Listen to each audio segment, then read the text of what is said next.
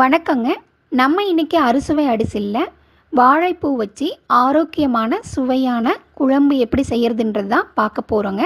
நம்ம வீட்டில் இருக்கிற எல்லாரும் இன்னும் வேணும் வேணும்னு விரும்பி கேட்டு சாப்பிட்ற அளவுக்கு டேஸ்ட்டாக இருக்குங்க. நீங்களும் ட்ரை பண்ணி பாருங்கள். நம்ம சேனலில் ஏற்கனவே வாழைப்பூ ஈஸியாக க்ளீன் பண்ணி நறுக்கிறது எப்படின்னும், வாழைப்பூ கூட்டு பொரியல் வடைக்கான வீடியோவும் இருக்குதுங்க. அதுக்கான லிங்க்கு இந்த வீடியோவுக்கு கீழே இருக்குது. உங்களுக்கு வேணும்னா செக் பண்ணிக்கோங்க. முதல்ல வாழைப்பூவை க்ளீன் பண்ணி எடுத்துக்கலாங்க. நான் இந்த மெத்தட் யூஸ் பண்ணி ரொம்ப ஈஸியாக ரொம்ப சீக்கிரமாகவே க்ளீன் பண்ணி எடுத்துட்டேங்க. இதுக்கு முதல்ல மேலே இருக்கிற அந்த பெரிய இதழ் எல்லாத்தையும் நீக்கி விட்டுறலாங்க. இந்த மாதிரி அந்த பெருசாக இருக்குல்ல, பெரிய இதழ் எல்லாத்தையும் நீக்கிட்டிங்கன்னா அந்த பூ அப்படியே அந்த தண்டுலேயே நிற்குங்க. உதிர்ற பூ உதிரட்டும், மீதி பூலாம் பாருங்கள் அப்படியே நல்லா அது அந்த தண்டுலேயே நிற்கும்.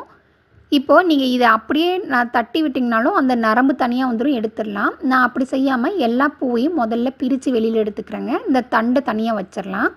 இப்போ பாருங்கள், இந்த பூவை நான் ஒவ்வொரு பூவாக எடுத்து நீக்காமல் எல்லா பூவையும் ஒரு 10-15 பூ ஒட்டுக்கா எடுத்துகிட்டு கையில் வச்சு இப்படி தட்டி விட்டிங்கன்னா அந்த நரம்பும் அந்த ஹார்டான பகுதி அந்த ஒரு குட்டி இதழ் இருக்கும்ல, அதுவும் வெளியில் வந்துடும். அவ்வளோதாங்க. இது இதே மாதிரி நீக்கி எடுத்துடலாம்.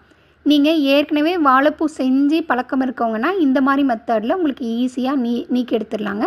இது ரொம்ப நேரம் தேவையே படலைங்க, ரொம்ப ஈஸியாக நீக்கிடலாம். இல்லை நீங்கள் இப்போ தான் புதுசாக வாழைப்பூ சமைக்க போகிறீங்க அப்படின்னா இந்த மாதிரி 2 பூ மட்டும் எடுத்துக்கோங்க. எடுத்துகிட்டு இப்படி தட்டி விட்டிங்கன்னா இங்கே பாருங்கள், மேலே இந்த மாதிரி ஒரு இதழ் இருக்கும், ஒரு ஹார்டான பகுதி, அதுவும் மேலே ஒரு கொண்டை வச்ச மாதிரி ஒரு குச்சி இருக்கும். அதையும் நீக்கி எடுத்துகிட்டு தாங்க நீங்கள் சமைக்கணும். இது ரெண்டுமே வேகவும் வேகாது, இது சாப்பிடவும் கூடாதுன்னு சொல்லுவாங்க. அதனால் இது எல்லாத்தையும் இதே மாதிரி நீக்கி எடுத்துடுங்க. நான் அவ்வளோதான், இதே மாதிரி எல்லாத்தையும் நீக்கி எடுத்துட்டேன். இப்போ இதை கட் பண்ணி எடுத்துக்கலாங்க. கட் பண்ணுறதுக்கு முன்னாடி உங்கள் கையிலையும் கத்திலையும் எண்ணெய் தடவிக்குங்க, இல்லைன்னா காரை பிடிச்சிரும். இது நம்ம பொரியலுக்கு பயன்படுத்துகிறதா இருந்தால் ரொம்ப பொடியாக நறுக்கணுங்க. நான் இப்போ குழம்புக்கு தான் பயன்படுத்த போகிறேன், அதனால் இதை 3ஆக நறுக்கிக்கிறேங்க. இது நறுக்கின உடனேயே நீங்கள் மோர் கலந்த தண்ணியில் போட்டுடணும். இல்லை தண்ணியில் போடாமல் அப்படியே வச்சுருந்திங்கன்னா இது கருத்து போயிடும், கொஞ்சம் கசக்கவும் செய்யும். அதனால் உடனே மோர் கலந்த தண்ணியில் போட்டுருங்க. அவ்வளோதான். இதே மாதிரியே எல்லா பூவையும் நான் நறுக்கி எடுத்துட்டேங்க. இது இப்படியே இருக்கட்டும். நம்ம குழம்பு எப்படி ரெடி பண்ணுறதுன்னு பார்க்கலாம். குழம்பு செய்கிறதுக்காக நம்ம ஒரு மசாலா ரெடி பண்ணிக்கலாங்க. அதுக்காக ஜீரகம் மிளகு 1/2 டீஸ்பூனும், வெந்தயம் 1/4 டீஸ்பூனு, கொத்தமல்லி விதை 2 டீஸ்பூன் எடுத்து வறுத்து விடுங்க. இது லோ ஃப்ளேம்லேயே வச்சு வறுத்து விடுங்க. நான் இது கூடயே 1/2 வெங்காயமும் பூண்டு 2 பல்லும் சேர்த்துருக்கேங்க. உங்கள்கிட்ட வெங்காயத்துக்கு பதிலாக சின்ன வெங்காயம் வச்சுருந்திங்கன்னா ஒரு 6-7 சின்ன வெங்காயம் போட்டு கூட வணக்கி விடுங்க, ரொம்ப நல்லாயிருக்கும். நான் இது கூடயே கருவேப்பிலையும் சேர்த்து வறுத்து விடுறேன். காரத்துக்காக 2 வரமிளகாயும் 2 காஷ்மீரி மிளகாயும் சேர்த்துருக்கேன். நீங்கள் உங்கள் காரத்துக்கு ஏற்ற மாதிரி நீங்கள் மிளகாய் சேர்த்திக்கோங்க. நான் இது கூடயே தேங்காய் ஒரு 3 டேபிள் ஸ்பூன் அளவுக்கு தேங்காய் எடுத்துருக்கேங்க. அதையும் நான் சேர்த்துக்கிறேன். ஒரு 1/4 கப் அளவுக்கு தேங்காய் இருக்குங்க. இப்போ இது எல்லாத்தையும் வறுத்து விட்டுட்டு நம்ம அரைக்க போகிறோம். இந்த அரைக்கிறதுக்கு தேவையான அளவுக்கு தண்ணி ஊற்றி இதை நல்லா ஆற விட்டுட்டு மிக்ஸி ஜாரில் போட்டு அரைச்சி நல்லா விழுதாக எடுத்து வச்சுக்கோங்க. இப்போ குழம்பு வைக்கிறதுக்காக ஒரு வாணலில் 2 டேபிள் ஸ்பூன் அளவுக்கு நல்லெண்ணெய் எடுத்துக்கோங்க. தாளிக்கிறதுக்காக 1/2 டீஸ்பூனு சீரகம் உளுந்து, கடுகு 1/4 டீஸ்பூனு, வெந்தயம் 1/4 டீஸ்பூனு, பெருங்காயத்தூள் 1/4 டீஸ்பூன் போட்டு நல்லா தாளித்து விடுங்க. இப்போ இது கூடயே 1/2 வெங்காயமும் 8 பல் பூண்டும் சேர்த்து நல்லா வதக்கி விடுங்க. பூண்டு வெங்காயம் வதங்கிட்டு இருக்கும் போதே நம்ம இது கூடயே தக்காளி சேர்த்துக்கலாங்க. நான் தக்காளி ஒரு சின்ன சைஸ் தக்காளி எடுத்து பொடியாக நறுக்கி வச்சுருக்கேன், அதையும் சேர்த்து வதக்கி விட்றேன். இது எல்லாம் கலந்து ஒரு 2 நிமிஷத்துக்கு வேகட்டுங்க. 2 நிமிஷம் நல்லா கிளறி விடுங்க. தக்காளி வெங்காயம் நல்லா வெந்து வரணும். பாருங்கள், இந்த மாதிரி வெந்து வந்ததுக்கப்புறம் நம்ம கழுவி வச்சுருக்கிற பூவையும் சேர்த்துக்கலாம். பூ சேர்த்துட்டு அது கூடயே 1 டீஸ்பூன் அளவுக்கு உப்பும் 1/2 டீஸ்பூன் அளவுக்கு மஞ்சத்தூளும் சேர்த்து நல்லா கலந்து விடுங்க. உப்பு இப்போதைக்கு இந்த பூ வேகிறதுக்கான உப்பு தாங்க. நம்ம அதுக்கப்புறம் இது எவ்வளோ டேஸ்ட் இருக்குதுன்னு பார்த்துட்டு அதுக்கப்புறம் நம்ம உப்பு சேர்த்திக்கலாம். இப்போதைக்கு 1 டீஸ்பூன் உப்பு போதும்.